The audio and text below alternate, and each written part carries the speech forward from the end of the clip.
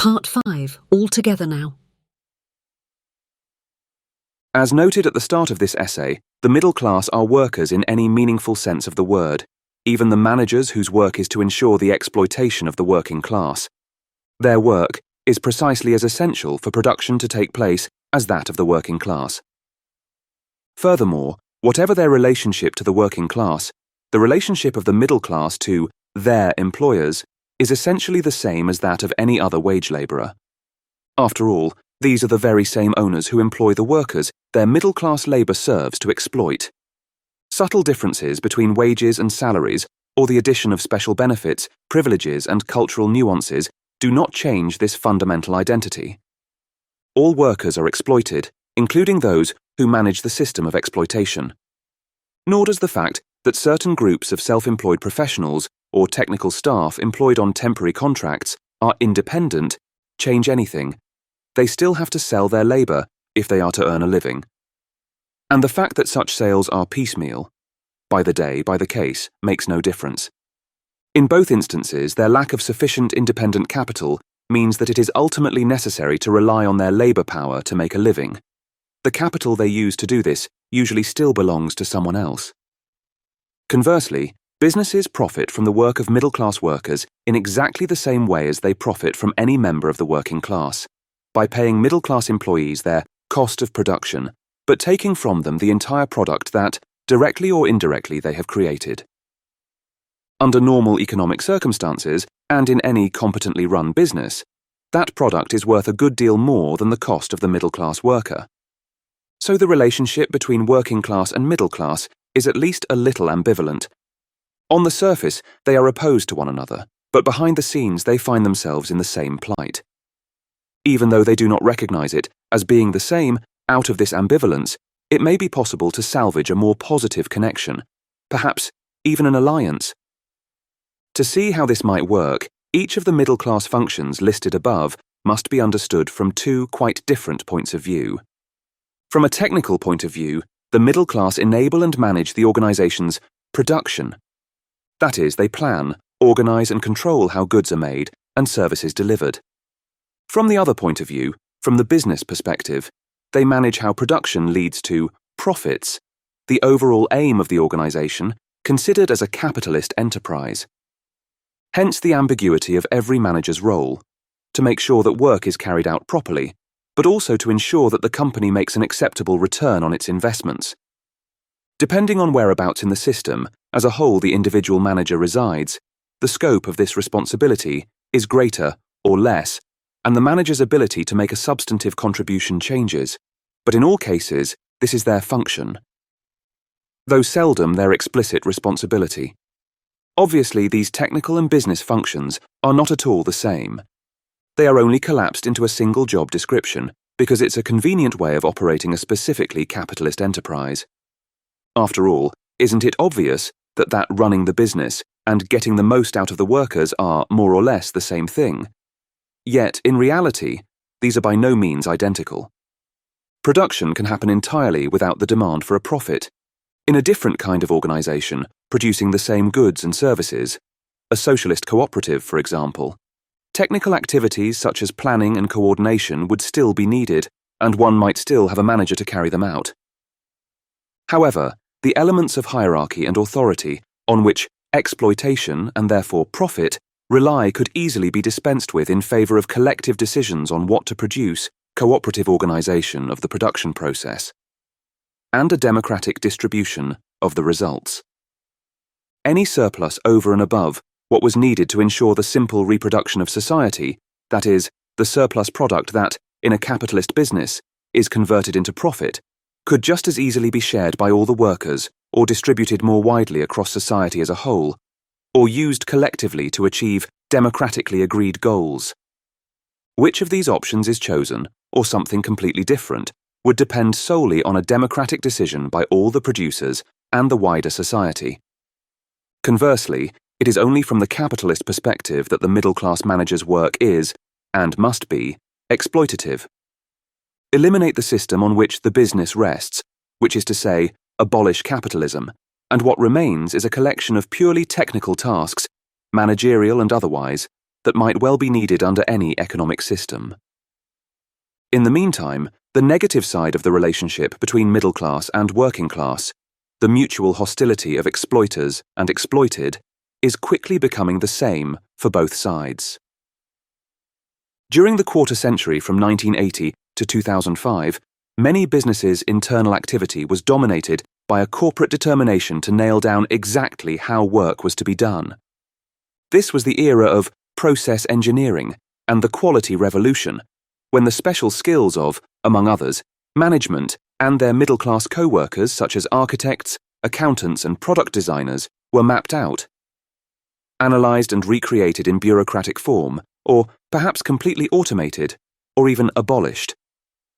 As much as possible, key skills were analysed, rationalised, standardised and, wherever possible, eliminated, reduced to commodity labour or transcribed into computer programs, databases and communication networks.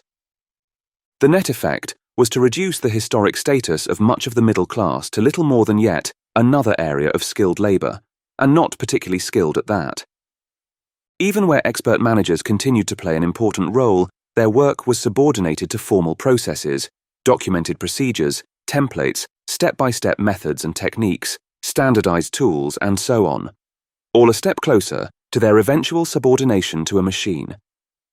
So, from a business point of view, the difference between working class and middle class work is still based on their different relationships to the system, the working class as direct producers within the capitalist system, the middle class as the creators and enforcers of professional, technical, managerial and business aspects of that system. But just as previous cycles of mechanization hollowed out working class skills, leaving de-skilled machine minders on one side and new strata of machine tool makers and control system engineers on the other, so now the middle class was being hollowed out, leaving de-skilled clerical workers at the bottom and a new sector of consultants and specialists in planning, resourcing, data modelling, quality management, and so on at the top. Taken together, the absolute growth in the numbers of relatively unskilled clerical workers, combined with the relatively limited number of remaining managers, properly so called, had the net effect of reducing the relative value of management as a skill, even while expanding the scale of operations that can be effectively managed. In short, management grew and became more sophisticated, but the managers have been reduced in the process, largely replaced by new technical and organizational forces of production, and fixed capital generally. With that, much of the middle class's claim to superior salaries and special treatment has been eroded, and more the lot of the erstwhile middle classes has come to resemble that of the working class. Nor is this fate limited to the sections of the middle class specializing in managing businesses. Much the same has happened to the professions. For decades after the Second World War, most lawyers, at least in the UK, were self-employed and either ran their own private practices or were partners in small, self-sufficient firms. Over the last few decades, however, many lawyers have been recruited by large law firms such as the so-called Magic Circle of London's leading legal practices. There, despite the fact that there is nominally a route to partnership, which is to say, part ownership in the firm, the great majority of lawyers are actually employees. What is more, in 2023, a survey of American law firms found that, for every new partner, 4 new lawyers were employed. Plainly, few will make it to the top. How has this happened? The global concentration of capitalism as a whole, with enormous new corporations spanning the globe, has required law firms to likewise have a global reach.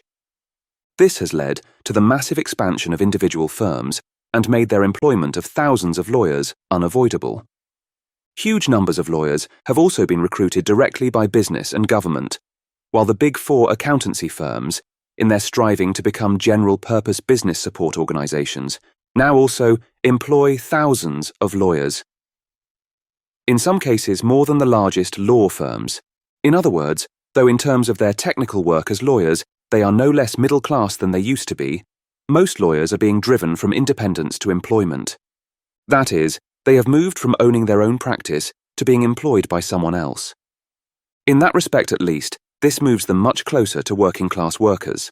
As Karl Marx put it, The bourgeoisie has stripped of its halo every occupation hitherto honoured and looked up to with reverent awe. It has converted the physician, the lawyer, the priest, the poet, the man of science into its paid wage labourers.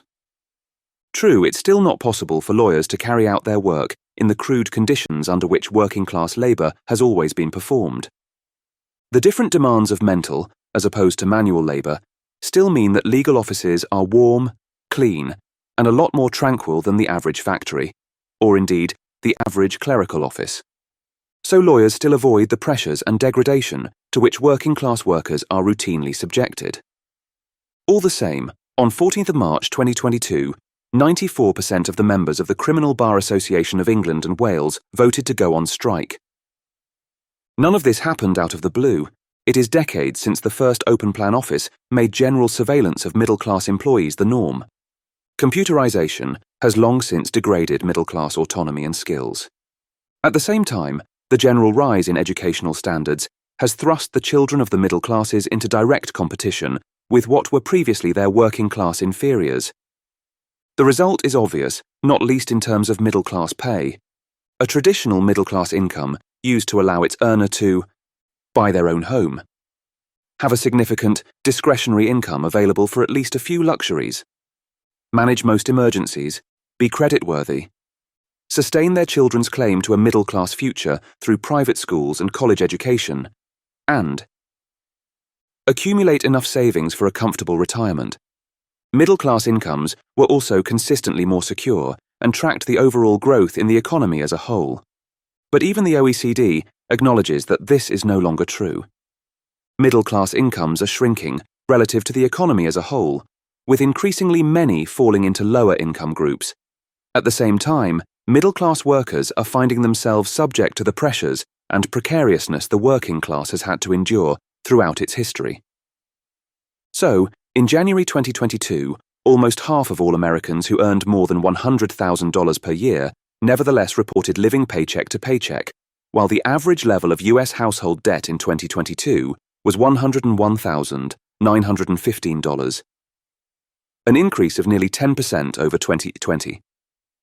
All in all, and despite the fact that they continue to be the agents of the capitalist class and responsible for the direct exploitation of workers of all classes, more and more the conditions on which the middle class are employed resemble those of the working class.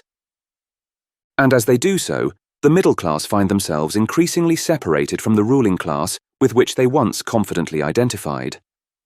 Far from being the respected professionals in comfortable private offices who dominated the post-war world, most forms of middle-class work are mere salaried employment now, performed by masses of interchangeable middle-class individuals in bland open-plan offices, who are no longer obviously allies of the group on whose behalf the system as a whole operates, the owners.